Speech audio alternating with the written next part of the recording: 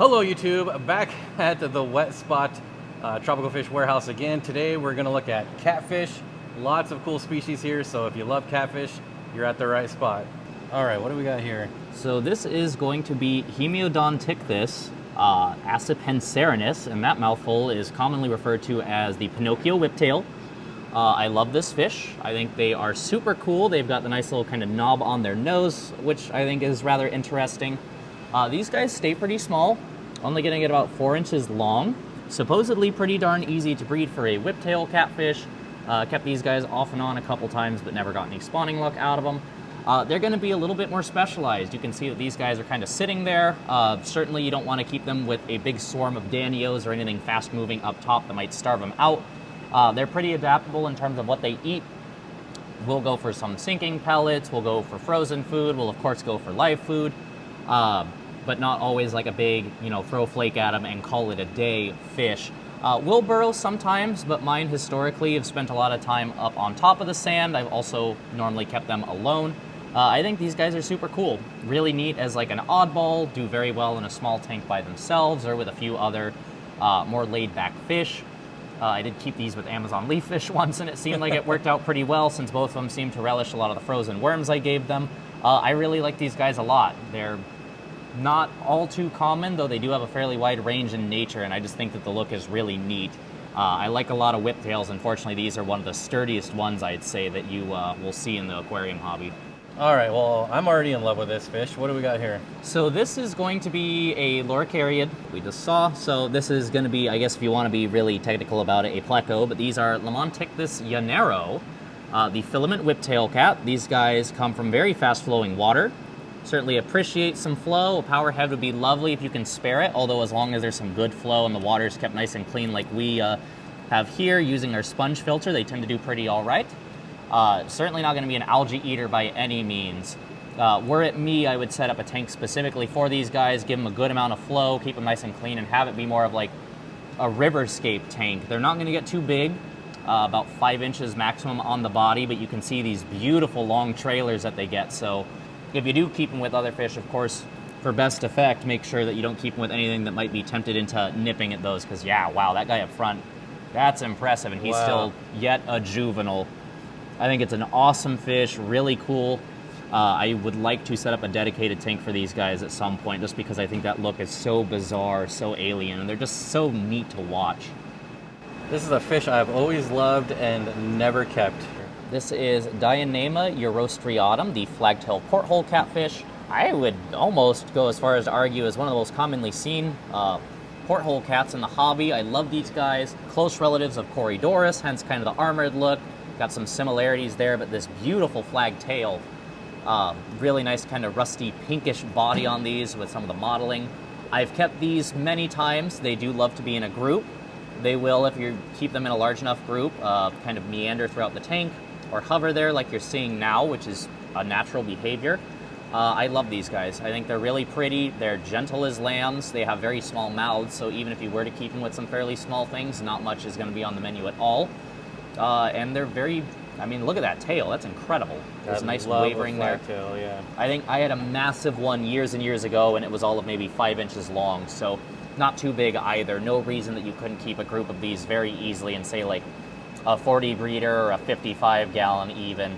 Great fish, and if memory serves, this is going to be one of the bubble nesters. I can't truthfully remember if all the hoplo types do that or not, but I'm pretty confident that these guys will do that, and they have been spawned in captivity by eliciting that bubble nest, which I think is fascinating for a catfish. So these are Aisus microps, or at least some of them are going to be. There's probably some Aisus hendricksoni in here. Difference is going to be on the tail.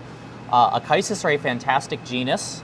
They're an adaptable animal that, even though in nature they would typically occur in hill stream environments, so long as you keep them clean, I don't think they have to be in something where the flow is ripping past them. You don't need a million air stones in your tank. I've had these guys in, truthfully, fairly low flow environments where they burrowed, and I forgot one in a tank, and they did splendidly for months. These guys will gorge themselves for eating, so they're not hard to feed. They're very pretty little fellows. Again, pretty small mouths, so something like these isn't going to really bat an eye at eating anything bigger than like a chili rasbora, but maximum size on most Aisus of about 2.5 inches, maybe 3 tops. I have a sneaking suspicion that these guys might not be too hard to spawn, but most folks can't get their hands on a Aisus. I think they're awesome fish. I think they're super cute. They will burrow sometimes, and they will, of course, spend quite a bit of time hiding, like most good catfish do. So all that means is either you got to be patient, look at them at night, have nice dim tanks, or just be content to know that when it is feeding time, they're going to explode out of every crevice you can imagine. I guess I'll also point out that these guys do, as I very stupidly attempt to, manhandle these. Aisus do have a venomous sting. They are called the wasp cats for a reason. It's going to be in their pectoral fins. Supposedly it's pretty potent. Despite a long career of barehanding them like a knucklehead, I have yet to be stung, so I can't truthfully speak to that, but I can truthfully speak to the fact that they certainly don't seem to really want to envenomate us, because I have given them more than ample opportunity to do so. Not recommended, though. No, that would be unsafe. Leave it to the catfish dummies like myself, I guess. But great fish, really love these guys. A lot of different niches they could fill, and just a really cool tank in general. So what do we got here? So this is going to be, I think there's a shoot at any left in here or two, but they're in the tubes. This is Cined Onis water lot eye, sometimes called the cheetah squeaker cat, cheetah Cined Onis, water lot Cined Onis. All sound good to me. So you can see on these guys, there's quite a bit of variation in both color and pattern. Some of these guys are darker brown, some of these are more of a beautiful gold. It does seem like they can change a bit of that due to mood. I have several specimens of these. It's a great Cined Onis. Certainly tough enough to stand up to all sorts of things. I've kept these alongside Bashirs, I've kept them with other Sinnohs, with each other, of course. I've kept them with silver dollars.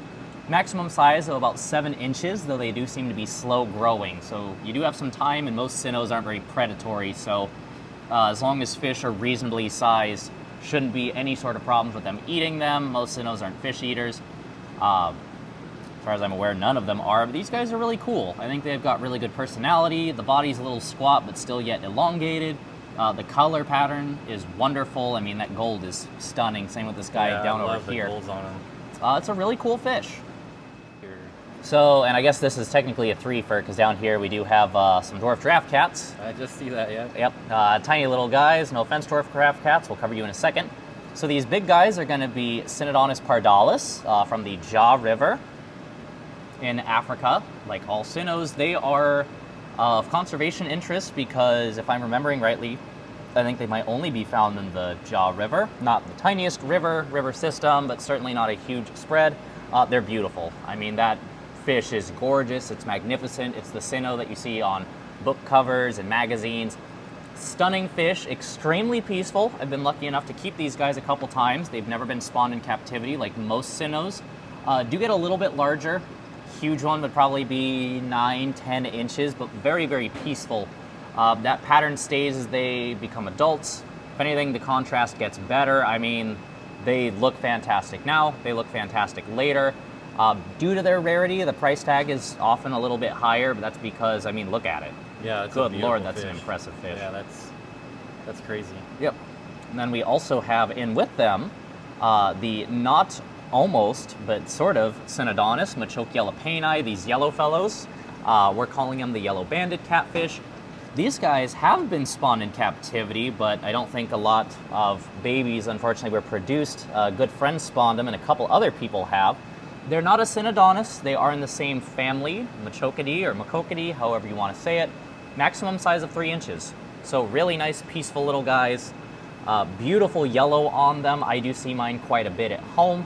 I would like to try working with them, but they're another one that'll just eat till they're gorged. But I think that the pink, the brown, the yellow on them is really stunning. Great little fish. Like Machochiella a lot. It's just one that, because they don't have a really catchy common name or really much of one at all, don't seem to be as popular as they should be. Yeah, that's a good looking fish. Mm-hmm. And of course, down on the front, we do have the dwarf giraffe cats. Very diminutive right now, maximum size down the road of 8 inches. Dwarf giraffe cats are very hardy, great fish for like cleaner uppers, say with larger cichlids, since a lot of the time they will hide under something. They'll also just vacuum everything up, but not terribly predacious, do have pretty wide mouths, so you got to be a little choosy with what you put them with, but not going to go out of their way to just snarf down fish. I've kept dwarf giraffe cats several times over the years, and I think they're awesome too. Ton of personality, and I've also hand trained them a few times in the past with some patience. So great fish all around, all of these African catfish that I would say are very hardy, very fun animals to keep. Well, these are pretty cool. What are these? Yeah, so these are going to be Aisus vespa, arguably the most commonly found Aisus in the aquarium hobby. These guys do have nice small eyes, really nice orange color. Sometimes these are called mini-eyed bee cats or wasp cats, which is certainly my favorite, both due to the color and the fact that they do, once again, have a potent sting. They do have venom if you get nabbed by any of their spines.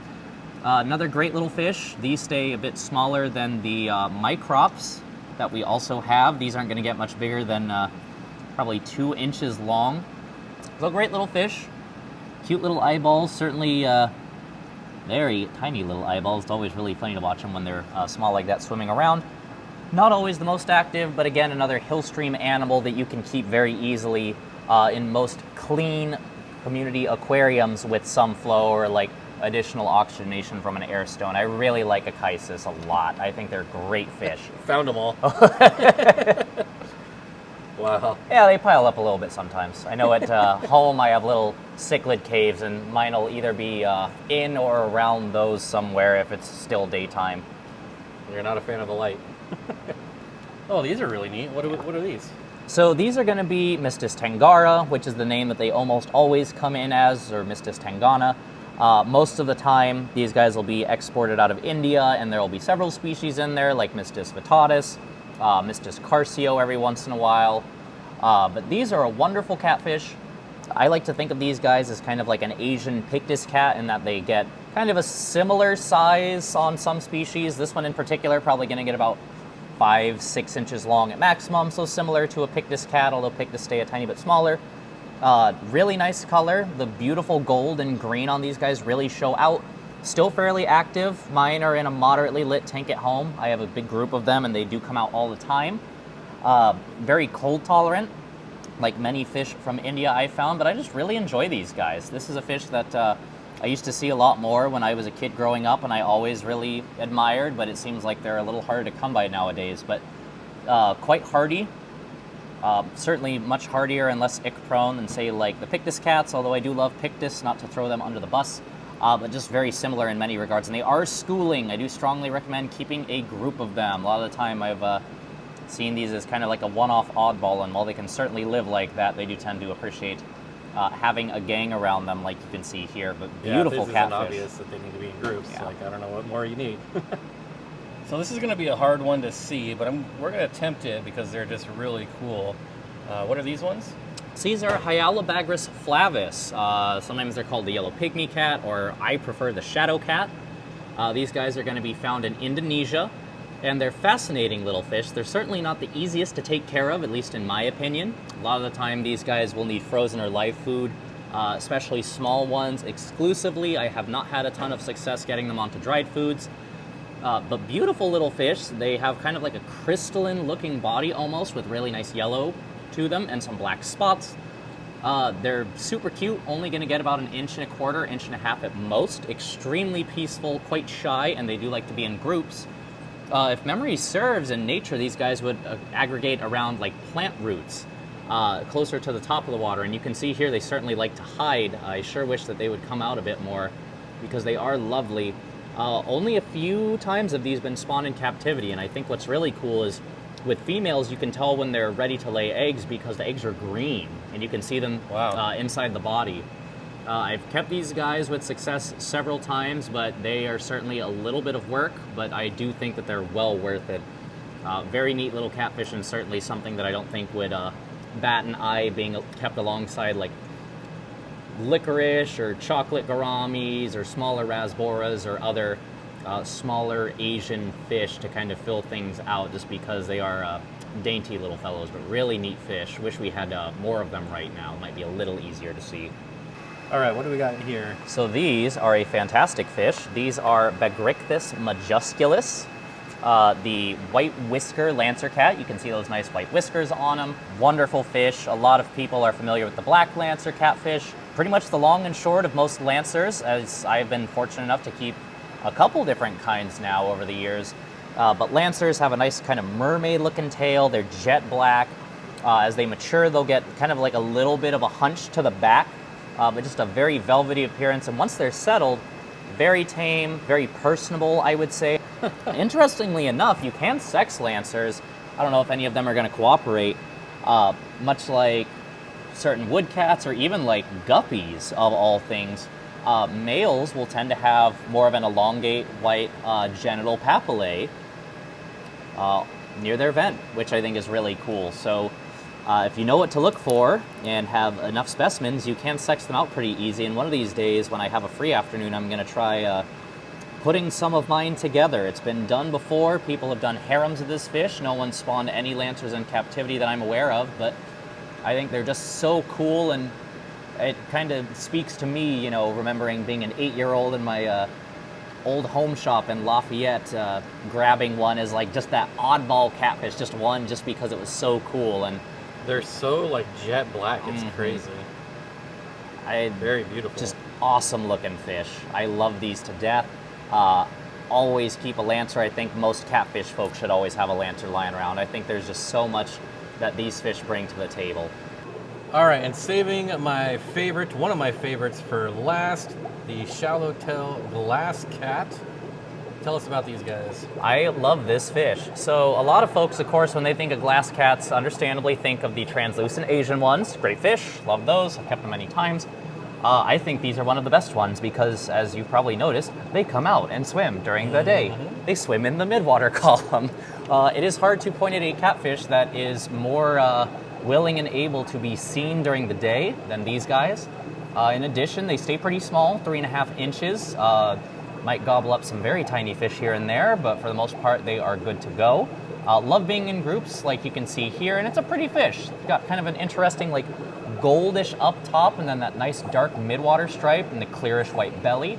African glass cats of all kinds I love. I've kept them many times. I think they're super cool fish. And, well, as much as I love catfish and sitting in front of a tank in the dark, it is kind of nice to be able to just look at a tank and see them once in a while, just being honest. These are Periotropius buffi. A lot of the times you will see these exported as Dabawi cats or called as such.